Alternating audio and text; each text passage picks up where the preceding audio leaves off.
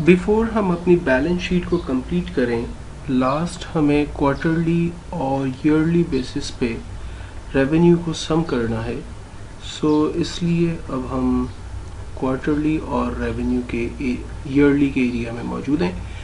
Quarterly और yearly basis पे calculation income statement या इनकम शीट पे जिस तरह से हमने काम किया था उससे टोटली डिफरेंट है। और बेसिकली अब हम फॉर्मूला कॉपी करेंगे रेवेन्यू की शीट में एंडिंग ऑफ कस्टमर से। Ending of customer of each quarter और ईच ईयर का फॉर्मूला हम कॉपी करेंगे, कंट्रोल सी, और बैलेंस शीट पर जाकर क्वार्टरली एंड ईयरली बेसिस पे उसे पेस्ट करेंगे। एंड देन इसकी फॉर्मेटिंग भी हम कंप्लीट कर लेते हैं। देन उसे कॉपी करते हैं, कंट्रोल सी, और तमाम रॉस पे उसे पेस्ट कर देते हैं, लाइक कैश अकाउंट एंड तमाम जगहों पर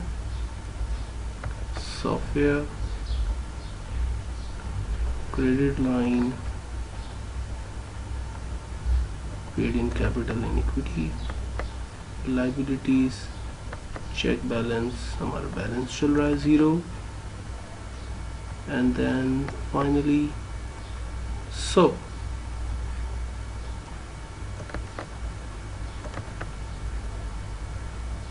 now फॉर्मूला पेस्ट करने के बाद अब हम अपनी अजम्पशन शीट पर आते हैं जहां पर हम की आउटपुट्स लेंगे। और की आउटपुट्स में अब हमें ज़रूरत है basically cash, credit line and equity. Cash का रेफरेंस हम लेते हैं इक्वल्स टू बैलेंस शीट पर ईयरली बेसिस पे जो कैश हमारे पास अवेलेबल है,